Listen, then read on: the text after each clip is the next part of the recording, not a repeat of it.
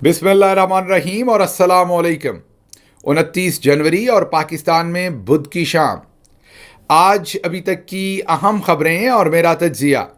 सबसे पहली खबर आपके सामने इस्लामाबाद से, जहां पर आज अमरीकी अरबपति इन्वेस्टर्स पहुंचे हैं। जी हां, अमेरिका से बिलियनर्स इस्लामाबाद पहुंचे हैं और वो बड़ी इन्वेस्टमेंट्स करने जा रहे हैं। पाकिस्तान में दूध और शहद की नहरें बहेंगी और आज बातें की गई कि पाकिस्तान की जो इकॉनमी है उसको 1 ट्रिलियन पर लेकर जाया जाएगा।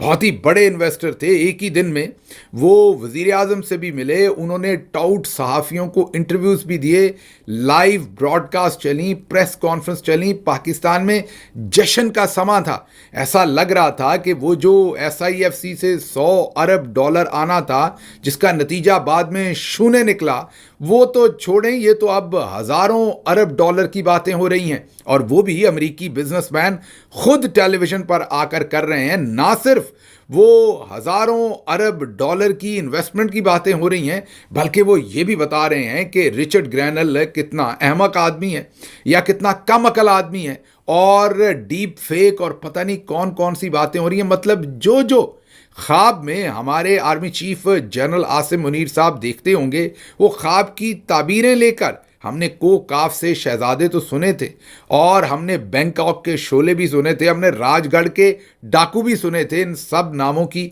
फिल्में तो हमने देख रखी हैं। ये जो आज फिल्म चली है इस्लामाबाद में, ये आपने ना कभी सोची ना कभी आपने देखी। ये फिल्म चली है अमेरिकी अरबपति इन्वेस्टर्स जो ना सिर्फ इन्वेस्टमेंट ला रहे हैं, बल्कि वो पूरा बयानिया भी ला रहे हैं, जिसकी डेस्परेटली ज़रूरत है जनरल आसिम मुनीर और उनकी पूरी रजीम को। और वो डेस्परेट जो बयानिया है वो ये है कि अमेरिका में साड़ी गल हो गई है, और हमने रिचर्ड ग्रैनल को भी बेवकूफ़ बनाया था PTI ने, और अब उनको अकल आ गई है।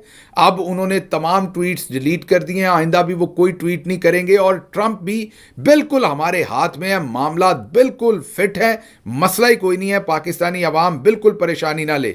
और जिस तरीके से नवाज शरीफ और उनके भाई ने अपने सरों से पसीना साफ करते हुए, खून पसीने की कमाई थी आकर, चन्योट के नवाही इलाके से जो आपको गले हुए गंदे पाइप थे, लोहे के कहीं ज़मीन से दबे हुए पाइप निकाले थे, उसको हाथ में पकड़ के कहा था कि ये चन्योट से ज़ेरे ज़मीन सोना निकल आया है। चन्योट के लोगों ने जब ये खबर सुनी तो उन्होंने किस्तों पर वॉशिंग मशीन्स और पता नहीं क्या कुछ लिया। कई लोगों ने तो शादियों पर अजाफी पैसे फेंक दिए। चन्योट में ज़रा बोतलें खोलने का रवाज भी ज़्यादा है, तो कईयों ने देसी की जगह वलैती खोल दी कि चलें अब तो सोना निकल आया है। बहारें आ गई हैं चन्योट में, हमें किस चीज़ की परवाह। उसके बाद ना शहबाज शरीफ वहाँ रहे, ना नवाज शरीफ, और ना निकलता हुआ वो सोना। और कर्जा लेने वाले थे और चन्योट के लोग थे, और कर्जा लेने वाले पीछे पीछे और लोग आगे आगे। अब हाल ही में उनकी बेटी ने ये कहा है कि अटक के करीब से भी सोना निकल रहा है। अटक वालों में हाथ जोड़कर आपसे अपील करता हूं कि आपने ना ही चन्योट की तरह देसी की जगह वलैती खोल देनी है, और ना ही आपने कोई और काम करने। ये सोना शोना यहाँ से कोई नहीं निकलना।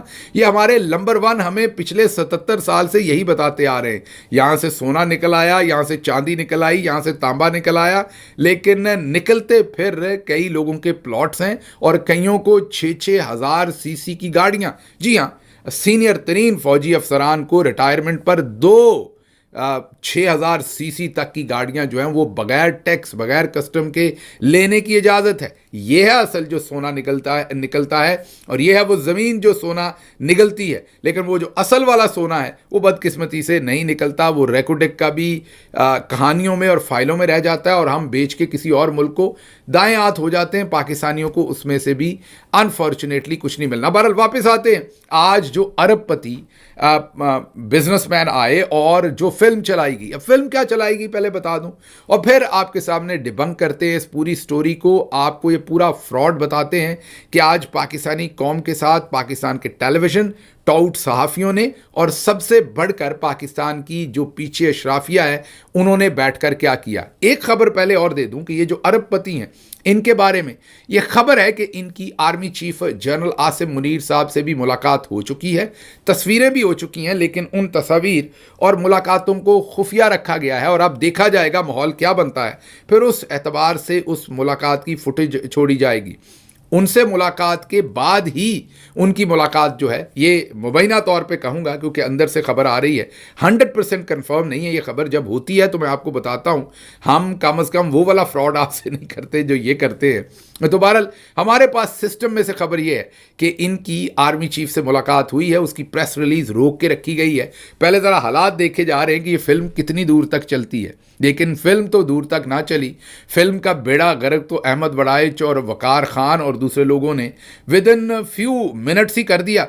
और ये पूरी की पूरी फिल्म जो है वो पर्दे पे चलने से पहले ही, मतलब दुल्हन बनने से पहले ही ये जो है वो विडो हो गई, ये पूरी की पूरी फिल्म। और आपके सामने पूरी तफसील रखेंगे, लेकिन पहले बता दें कि फिल्म चली क्या। फिल्म ये चली कि आज अचानक से एक अमरीकी जो है वो वफ्द पाकिस्तान पहुंच गया। ये खबरें पहले चलवाई गई, फिर चलवाई गई ट्रंप के करीबी आदमी जो है वो पाकिस्तान पहुंच गए। फिर ये खबरें चलवाई गई कि ट्रंप के दस्ते रास्त और करीबी दोस्त पाकिस्तान चले गए। फिर ये खबरें चलवाई गई कि अब अरबों डॉलर की इन्वेस्टमेंट होगी।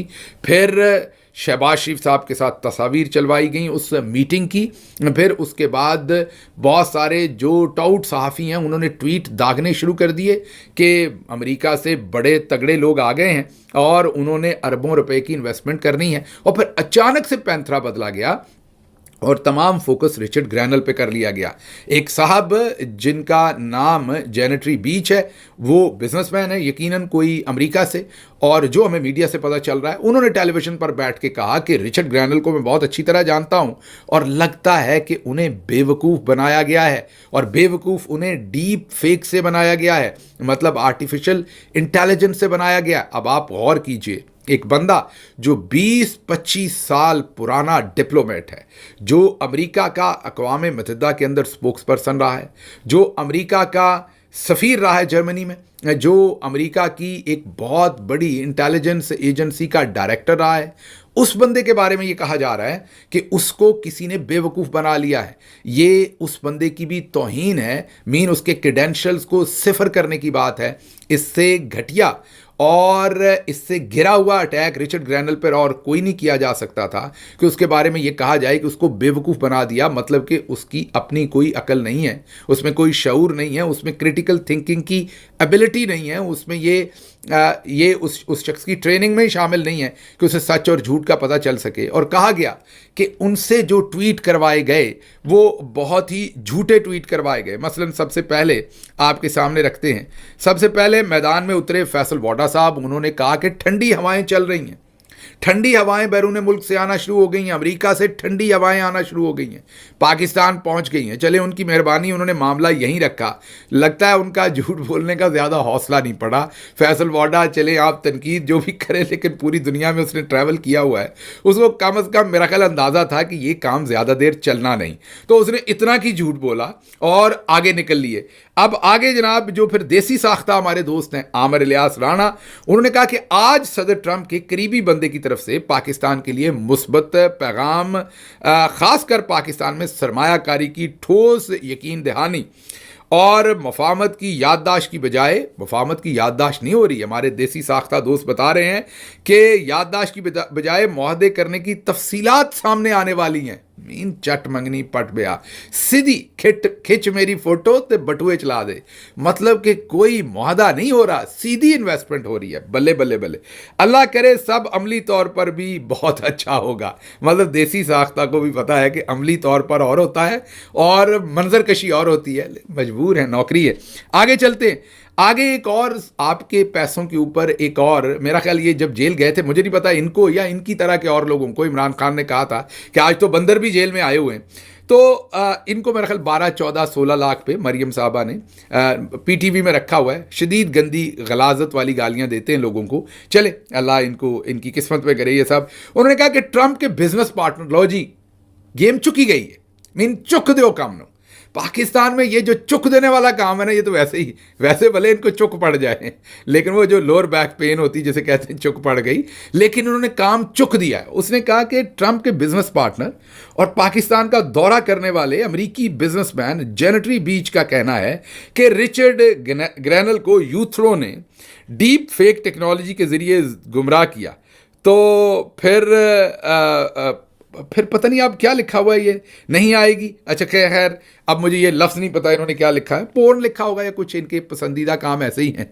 ये उन फिल्मों में काम भी मुझे लगता करना चाहते थे, लेकिन बाजी ने फिर इनकी जो कैपेबिलिटीज़ हैं उनसे शायद वो मुतासर नहीं हुई, जो उनके पास बहुत सारी फिल्में हैं, मैं उसकी बात कर रहा हूँ। और उन्होंने फिर उन फिल्मों में इन्हें कास्ट करने की बजाय कहा कि नहीं, आप पीटीवी पे बैठ के वहाँ पर आप सियासी नंगा नाच और सहाफ़ती नंगा नाच करें, उन फिल्मों में आप काबिल ज़िक्र परफॉर्मेंस नहीं कर सकें। ये मुझे नहीं पता क्यों, वाई जो भी फिल्में बाजी के पास है उनमें इनको हीरो के तौर पे कास्ट नहीं किया गया, बल्कि इनको मैं ये दादा साहब की बात कर रहा हूँ। लेकिन बहरहाल उन्होंने कहा कि मेरा ख्याल है कि रिचर्ड ग्रैनल को डीप फेक टेक्नोलॉजी से गुमराह किया गया। जेनेटरी बीच साहब ने भी मीन काम चुक दिया, लेकिन जेनेटरी बीच को शायद अंदाज़ा नहीं है कि पाकिस्तानी जो सोशल मीडिया की पब्लिक है वो बंदे का हाल क्या करती है। उन्हें अब अंदाज़ा हो जाएगा, और मैं अभी आपको बताता हूं कि मैं ये क्यों कह रहा हूं। ये अभी आपको मैं लेके चलूंगा कि जो जेनेटरी बीच है उनका एक बहुत बड़ा यूट्यूब चैनल भी है, जो ध्रुव राठी या इमरान रियाज या शहबाज गिल या मोहित पीरजादा, इनसे भी बहुत बड़ा चैनल है। आपको दिखाते हैं, वो तो सोशल मीडिया को बहुत अच्छा समझते हैं।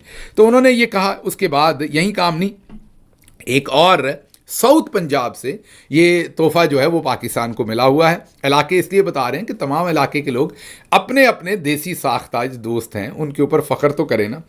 और मुजम्मल सोहरवर्दी साहब ने कहा कि रिचर्ड ग्रैनल ने फ्री इमरान खान की सारी ट्वीट्स डिलीट कर दी हैं।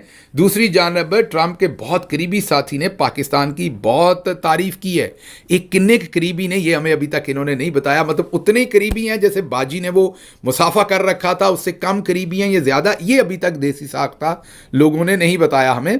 हाँ, लेकिन ये ज़रूर है कि ये जो देसी साख्ता बम चल रहे हैं, ये नहीं बता रहे कि रिचर्ड ग्रैनल अपने तमाम ट्वीट्स 100% ट्वीट्स उन्होंने जो है वो डिलीट कर दिए हैं, क्योंकि ये अमूमी तरीका है कि जब आप नई पोजीशन पे जाते हैं तो आप पिछला सारा एक एक करके तो ट्वीट्स डिलीट नहीं कर सकते। तो उन्होंने अपने हज़ारों ट्वीट्स जो हैं वो डिलीट किए हैं, क्योंकि वो ऐसी पोजीशन पर आए हैं अब कि जिसमें अपने किसी पुराने ट्वीट से वो कंट्रोवर्शियल नहीं हो सकते।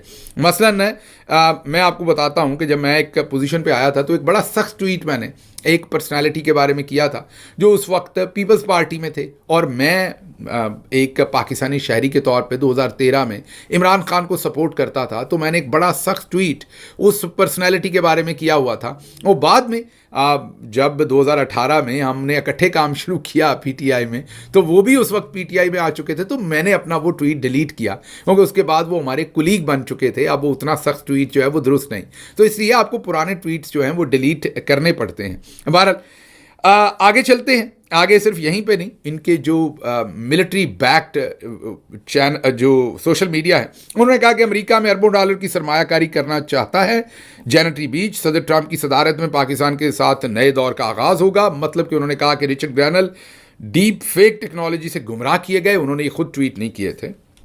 अच्छा, यही नहीं, हमारी बहुत ही काबिल अनीका निसार साहबा, आप देखिए कि वो भी माशाल्लाह डायरेक्ट ही ARY में उनको एक बड़ा टीवी प्रोग्राम मिला है। मैं कोई और बात नहीं कह रहा, बहुत ही कॉम्पिटेंट है वो माशाल्लाह। तो कॉम्पिटेंसी का लेवल देखिए कि डायरेक्ट ठक करके वो ARY में आई हैं और एक बड़ा उन्हें टीवी प्रोग्राम माशाल्लाह मिला है। उन्होंने एक बड़ा ही इंटेलिजेंट सवाल पूछा। तो उन्होंने जो उनसे इंटेलिजेंट सवाल पूछा वो ये कि क्या ये डीप फेक से सारे ट्वीट्स हुए हैं। अच्छा, अब निका निसार साहबा ने या बेचारियों ने पढ़ा नहीं, या उनको कर्नल साहब ने बताया नहीं था कि आपने पढ़ना है, या इजाज़त नहीं थी। वो अगर रिचर्ड ग्रैनल के कुछ इंटरव्यूज़ देख लेती तो उन्हें तब भी अंदाज़ा हो जाता कि उन्होंने टीवी पर आकर खुद इंटरव्यू भी दिए हुए हैं, अमरीकी टेलीविजन पर, पाकिस्तानी टेलीविजन पर नहीं, और उसमें उन्होंने वही बातें की हैं जो उन्होंने ट्वीट की हैं। तो फिर डीप फेक का सवाल कहाँ से पैदा होता है? उन्हें मेरा ख्याल पीछे से कर्नल साहब ने यही नाम लिख के दिया था, यही सवाल लिख के दिया था कि आपने डीप फेक का सवाल पूछना है। वरना अनीका निसार साहबा जितनी काबिल हैं, उन्होंने ज़रूर ये इंटरव्यू देख रखा होगा। इतना भोंडा सवाल वो कैसे पूछ सकती हैं? मैं उनकी बड़ी कदर करता हूँ, मैं उन्हें ज़ाती तौर पर भी जानता हूँ। वो बहुत मेहनती और बहुत ही वो ज़हीन है माशाल्लाह। ऐसा सवाल उनके मुँह से कैसे निकल सकता है इन तमाम वीडियोज़ के होते हुए? पर आगे चलते हैं, यही मामला ख़त्म नहीं हुआ। अब आगे आपको दिखाते हैं कि ये तो कारनामा आज सारा दिन अंजाम दिया गया, लेकिन अब आपको दिखाते हैं कि जेनेटरी बीच असल में हैं कौन, और फिर आपको बताते हैं कि इससे पहले भी ये हो चुका है। ये सब कुछ बार बार क्यों होता है? तो जब हमने इनके बारे में थोड़ी रिसर्च करनी शुरू की तो पता चला, जाहिर है आज पाकिस्तान के सोशल मीडिया पर बहुत रिसर्च इनके बारे में शाया की गई है। इनके बारे में पता चला कि इन्होंने सबसे पहली नौकरी जो है वो 2001 से 2002 में की, और वो एक इन्वेस्टमेंट बैंकिंग की नौकरी थी। ये जूनियर मैनेजर के तौर पर वहाँ पर इन्होंने अपनी पहली नौकरी की। फिर दूसरी नौकरी इन्होंने की 4 साल के लिए, 2001 से 2005। उसमें भी ये सारी इनकी इन्वेस्टमेंट बैंकिंग में सारी नौकरियां हैं। असिस्टेंट मैनेजर फिर तीसरी नौकरी इन्होंने 3 साल के लिए की, 2008 से 2005। उसमें पोर्टफोलियो मैनेजर थे। चौथी नौकरी 7 साल के लिए की, 2009 से 16। उसमें भी पोर्टफोलियो मैनेजर थे। फिर पाँचवीं नौकरी इन्होंने 2 साल के लिए, 2018 से 16। उसमें भी ये पोर्टफोलियो मैनेजर थे। फिर इन्होंने 2018 के करीब अपनी एक छोटी सी कंपनी बनाई। फिर इन्होंने 2021 के अंदर एक और कंपनी बनाई। दोनों कंपनीज, आप उन्हें छोटी या मिड साइज कंपनीज कहें, टोटल मालियत जो इंटरनेट से इनकी सामने आ रही है वो गालिबन $18 मिलियन है, जो कि बेशुमार, जी हाँ बेशुमार लातादाद पाकिस्तानी अमेरिका में होंगे जिनकी मालियत $18 मिलियन से ज़्यादा है। जी हाँ, मैं रिपीट कर रहा हूँ, बेशुमार। बहुत सारे पाकिस्तानियों को तो मैं जानता हूँ, बहुत सारे नहीं बल्कि लातादाद पाकिस्तानियों को जानता हूँ जिनकी मालियत जो है वो $18 मिलियन से ज़्यादा की है। तो जो हमें इंटरनेट से अमेरिका में तो तमाम इन्फॉर्मेशन मौजूद होती है वो मौजूद है, वो कम अज़ कम ये बता रही है कि इनकी कुल मालियत जो है वो $18 मिलियन की। तो ये तो इनकी नौकरियां हैं, और इससे ये पता चलता है कि इन्हें 3 या 5 साल हुए हैं जो सामने आ रहा है सब कुछ उसमें बिजनेस करते हुए अभी, लेकिन उन्हें पाकिस्तान में अरबपति बिजनेसमैन बना के बता दिया गया। अच्छा, ये दुरुस्त है कि आजकल जो अच्छे घर हैं डीएचए में या इस्लामाबाद में, उनकी कीमत भी 1 अरब रुपया है। तो रुपयों में तो ये अरबपति हो सकते हैं, लेकिन ये डॉलरों में अरबपति बिल्कुल नहीं है। ट्रंप के ये करीबी दोस्त बिल्कुल नहीं है। और जो हमें मीडिया बता रहा है और जो हम देख रहे हैं, और हमें नहीं लगता कि इनकी कोई इंटेंशन थी। इन बेचारों को भी लग रहा है कि गलत गाइड करके चौधरी निज़ामुद्दीन साहब ने पाकिस्तान में इस्तेमाल कर लिया है। जो हमें बताया जा रहा है सारे मीडिया के ऊपर कि ये 2 छोटी कंपनीज़ के को फाउंडर हैं और उन कंपनीज़ का सरमाया बहुत कम है। फिर हमने इनका ट्विटर अकाउंट देखा तो उस पर सिर्फ 61 फॉलोअर थे। मजीद जाकर अंदर देखा तो पता चला वो भी अभी अभी पटवारियों ने फॉलो किया है। उससे पहले भाई साहब के पास ट्विटर पर भी कोई इतने काबिल ज़िक्र फॉलोअर नहीं थे। आगे चलते हैं। अगली बात जो है वो इन्होंने हमें ये पता चला कि इन्होंने यूट्यूब पर भी किस्मत आजमाई की हुई है। इन्होंने यूट्यूब चैनल बनाया।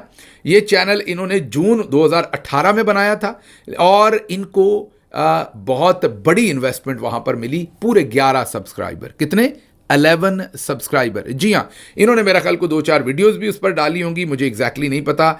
टोटल इन्हें आज के दिन तक 997 व्यूज़ मिले हैं। कितने? 997। ये मुझे लगता है 97 पहले होंगे, 900 आज ही के होंगे, क्योंकि अब इनका नाम शुरू हुआ है तो लोगों ने इनकी वीडियोस देखना शुरू की हैं। तो ये 900 व्यूज़ आज के होंगे। टोटल 997 व्यूज़ 2018 से अभी तक आज नज़र आ रहे हैं, लेकिन लग रहा है कि ये मैंने बताया कि 900 भी आज के होंगे, पहले शायद 97 ही हों या फिर शायद 9 व्यूज़ हों पहले। बहरहाल ये इन्होंने ये इनका यूट्यूब चैनल था। फिर इन्होंने इसके बाद जब वकार खान साहब बताते हैं कि ये अरबपति बनाकर इनको पेश किया गया, ये यूटिलिटी ट्रक्स किराए पर देते हैं। जैनेटरी बीच की कंपनी का दफ्तर एरिजोना में है। इस इमारत में बाकी बहुत सारे दफातर भी मौजूद हैं। जियो न्यूज़ ने इन्हें अभी अरबपति लिखा, जो कि बिल्कुल झूठ है, क्योंकि अमेरिका में इस वक्त 756 अरबपति हैं और जैनेटरी का नाम इनमें शामिल नहीं है। जियो न्यूज़ को ये फेक न्यूज़ फैलाने पर पीका के कानून के तहत सजा भी दी जानी चाहिए। जैनेटरी की कंपनी का गूगल पर 0 रिव्यू है। जैनेटरी की कंपनी अमेरिका की टॉप 1000 कंपनी में मौजूद नहीं है। ये एक ऐसा पुरसरार अमेरिकन अरबपति है जिसे जनरल आसिम मुनीर ने दरियाफ्त किया है। ये कहना है वकार खान साहब का। उन्होंने तस्वीर भी लगाई है। फिर जुबैर अली खान ने यूएस एम्बेसी को एक ईमेल कर डाली। यूएस एम्बेसी ने उसका फटाक करके जवाब दिया और उन्होंने ये कहा कि ये प्राइवेटली आए हुए कोई बिजनेसमैन है, ये कोई सरकारी डेलीगेशन नहीं है, ये कोई ट्रंप के करीबी साथी सरकारी दौरे पर अमेरिका से पाकिस्तान नहीं आए हुए। तो यूएस एम्बेसी ने भी इस चीज़ का तमाम भट्टा जो है वो गोल कर दिया। अच्छा जी, आगे आपको एक पिछली स्टोरी बता देते हैं इनकी, और फिर आखिर पर मैं कंक्लूड करके बताऊंगा कि चौधरी साहब के साथ हमेशा ऐसा क्यों होता है। 2016 में ट्रंप साहब ने हल्फ उठाना था, तो एक तंजीम ने, एक कंपनी ने, एक फोरम ने कहा कि ट्रंप के साथ अगर फ़ोटो वगैरह बनानी है, हाथ में लाना है, फ़ोटो बनवानी है, तो $5 लाख उसके उन्होंने डिमांड किए। ट्रंप के बेटों को भी डायरेक्टर्स ने शो किया कि वो भी इस कंपनी के डायरेक्टर हैं। मतलब ट्रंप के बेटों को भी इसमें डायरेक्टर बनाया गया। ट्रंप टीम ने तंजीम को जाली करार दिया। तंजीम बनाने वालों में जेनेटरी बीच भी शामिल थे, ये हमें अहमद वड़ाइच बता रहे हैं, और साथ तमाम सबूत लगाकर भी बता रहे हैं कि जेनेटरी बीच की वो जो तंजीम थी या जिसमें वो शामिल थे, उसको जाली करार दिया था ट्रंप टीम ने, और उनके बेटों ने अपने आप को अलग कर लिया था। अच्छा, अब आप सोच रहे होंगे कि ये चौधरी को दोबारा ये सारी जगहसाई करवाने का क्या मौका मिला। मतलब यही काम अगर डीजी एसपीआर साहब आज प्रेस कॉन्फ्रेंस करते तो माशाल्लाह इतनी ट्रैक्शन उन्होंने भी ले लेनी थी, इतना ही क्रिटिसिज्म उन्होंने भी ले लेना था। उन पर अब इतना सख्त क्रिटिसिज्म होता है कि वो तो रिस्क ही नहीं ले रहे प्रेस कॉन्फ्रेंस करने का। उन्होंने कहा जी अब आप बेशक जेनेटरी बीच को लॉन्च करें, बेशक आप जिसको मर्जी करें, मैं प्रेस कॉन्फ्रेंस नहीं करनी। उनको तो अब घबराहट होती है प्रेस कॉन्फ्रेंस का नाम सुन के, क्योंकि उसके बाद जो अगले 5-6 दिन उनके साथ होता है वो बहुत बुरा होता है। लेकिन वो नहीं हो सकता अगर वो पेशा वराना बात करें, अगर वो सिर्फ मिलिट्री से रिलेटेड वो आके करते हैं सियासत, वो आके इमरान खान की मुखालिफ पार्टी बना के कभी लाल लकीर लगाते हैं, कभी इंतशारी कहते हैं, कभी ये कहते हैं, तो फिर कौम भी जवाब देती है। तो अब इन्होंने इस वजह से, क्योंकि डीजी साहब तो अवेलेबल नहीं है, तो उन्होंने जेनेटरी बीच को उतार दिया। लेकिन यह पहली दफा उतारा है नहीं, इससे पहले ट्रंप के एक मुशीर, वो जो पाकिस्तान को पाकिस्तान कहते हैं, माजरत मैं किसी की नकल नहीं उतारा, लेकिन क्योंकि वो मुशीर है, वो अपने नाम के साथ डॉक्टर भी लिखते हैं। और ठीक है, हम देहातों में मंडी बहाउद्दीन में पैदा हुए हैं वो, और मैं फैसलाबाद में पैदा हुआ हूँ, हम देहाती हैं, उर्दू मीडियम से पढ़े हैं, हमारा मामला जो है वो अंग्रेज़ी का आगे पीछे हो जाता है, उसके लिए हमारी माजरत हमारी मादरी लैंग्वेज नहीं है। अब बताइए, हम उर्दू और पंजाबी तो ठीक ही बोल लेते हैं, तो इसलिए अगर अंग्रेज़ी हमारी आगे पीछे थोड़ी सी है भी तो कोई ऐसी हमें उस पर एम्बैरसमेंट नहीं होनी चाहिए। लेकिन मुझे हैरानी है वो भाई साहब की कि वो काफ़ी बड़े होकर गए थे, फिर उन्होंने बड़ी मेहनत की, टैक्सी चलाई उन्होंने न्यूयॉर्क के अंदर, उसके बाद उन्होंने अपने और कामकाज किए, वो मेहनत में कोई आर नहीं है, आप जो भी करें। लेकिन हैरानी है कि उन्हें अपने मुल्क का नाम नहीं लेना आता। वो पाकिस्तान नहीं कहते, उन्हें नहीं पता कि काफ के नीचे जेर है, वो पाकिस्तान कहते हैं। मुझे किस दिन, या फिर शायद खलार इतना ज़्यादा है कि उसमें से की साउंड ही नहीं निकलती, का ही निकलती। वो आपने छोटा बाजा और बड़ा बाजा देखा था ना, तो मुझे लगता है वो बाजा इतना बड़ा है। ये आपको अज़रा तफन्नन कह रहा हूँ, आप तारड़ साहब गुस्सा ना कर जाइएगा, आप बड़े मोहतरम हैं, मैं तो आपका एहतराम ही बहुत करता हूँ। तो वो मेरा ख्याल बाजा क्योंकि बड़ा है, तो उसमें से आप अंदर से तो की भेजते हैं, अंदर से आपका सिस्टम तो की पंच करता है कि आपने की कहना है। उस सिस्टम का खलार इतना बड़ा है कि वो पाकिस्तान निकल जाता है। तो कोई बात नहीं, दैट इज़ अंडरस्टैंडेबल। लेकिन उनको ट्रंप का मुशीर बनाकर यहाँ पेश किया गया और पूरे पाकिस्तान के टेलीविज़न पर दे दनादन वो पाकिस्तान के जो सबसे खूबसूरत एंकर हैं, सबसे हैंडसम कामरान शाहिद साहब, अब बस दांतों का ख्याल नहीं करते, पान बहुत खाते हैं, तबाही मचा दी है, लेकिन वैसे बड़े हैंडसम हैं और अंदर ख्यालात भी बहुत उनके हैंडसम हैं, उनकी सोच भी बहुत हैंडसम है। लेकिन टेलीविज़न पर जो सवालात करते हैं वो ज़रा दाएं बाएं चौधरी साहब के इन्फ्लुएंस में आगे पीछे निकल जाते हैं। अंदर से वो अच्छे इंसान हैं, लेकिन वो अच्छे इंसान को हमेशा दबा कर रखते हैं, उसे जीने नहीं देते। कामरान शाहिद के अंदर जो असल बंदा है ना, उसको वो खुल के सांस नहीं लेने देते कभी भी। कभी लेने दें तो वो सच बोल दें, और सच बोल दें तो यकीन करें अगले दिन उनकी नौकरी ख़त्म हो जाएगी जिस दिन वो सच बोल देंगे। लेकिन बाहर वापस आते, साजिद तारड़ साहब को हर प्रोग्राम पर अपने बदामी, मेरे मुंह से कुछ गलत है, बदामी साहब, वसीम बदामी साहब जो हैं, हमारे दोस्त हैं, मोहतरम हैं, उनके शो के ऊपर मतलब कि तबाही कर दी उन्होंने हर जगह पर पाकिस्तान वाले दोस्तों ने। और फिर आखिरकार उन्होंने इतनी तरथली मचा दी कि उन्होंने कहा कि ये रिचर्ड ग्रैनल का अकाउंट जो है ना, ये पत्तों की का कोई लौंडा लपाड़ा चलाता है। अभी तो डीप फेक की बातें हो रही हैं ना, उन्होंने सीधा ही पत्तों की पे और लौंडे लपाड़े पे डाल दिया। अच्छा, उन्होंने कहा कि बानी पीटीआई ने सीपैक को बंद कर दिया, ये भी साजिद तारड़ ने कहा। फिर उन्होंने कहा बकरे और जादू होता है। मतलब जैसे अब ये जो बीच साहब हैं, ये भी बीच से सीधे ही उठ के यहाँ आए हैं, जैसे ये आपको इन्वेस्टमेंट के साथ साथ रिचर्ड ग्रैनल और मतलब चौधरी की तमाम ख्वाहिशों की खबरें ये आपको दे रहे हैं ना। तारड़ साहब भी हर तरफ फायरिंग कर रहे थे, मतलब जो चौधरी साहब चाहते थे वो सब कुछ टेलीविज़न पर बयान कर रहे थे। फिर उनका अंजाम क्या हुआ?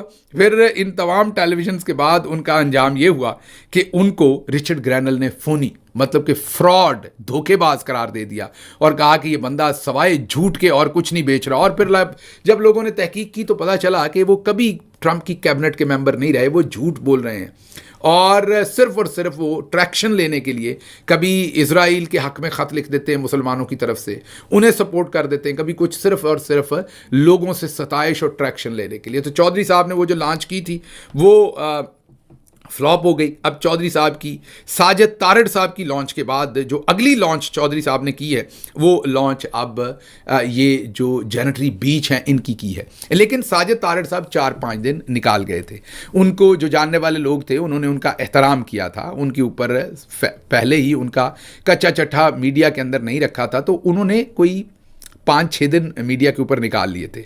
जेनेटरी बीच साहब के तो टोटल मेरा ख्याल है कि कोई 2 घंटे भी नहीं गुजरे और अभी टेलीविज़न पर पट्टियाँ चल ही रही थी तो कि सोशल मीडिया पर लोगों ने टाउट सहाफ़ियों को भी और जेनेटरी बीच साहब को भी उधेड़ के रख दिया। तो अब आपको डेस्परेशन का इल्म पता चल गया। हमारे जो टॉप जर्नल्स हैं वो कितने डेस्परेट हैं कि बयानियाँ बनाने के लिए कैसे जालसाजी की जाती है और टोटल झूठा बयानिया जो है वो पाकिस्तान के टेलीविज़न पर लोगों को बैठाकर दिखाकर उनको गुमराह करने की कोशिश की जाती है। खबरें और भी थी लेकिन टॉपिक इतना संजीदा था, इंटरेस्टिंग था, इतना वसीओ बलीग था। और फिर आपको पता है जब पाकिस्तान की बात हो तो फिर आपको ज़रूर पूरी तफसील के साथ लोगों के सामने सच रखना चाहिए। इसके साथ ही मुझे इजाज़त दीजिए। अल्लाह आपका हामी नासिर हो। पाकिस्तान जिंदाबाद।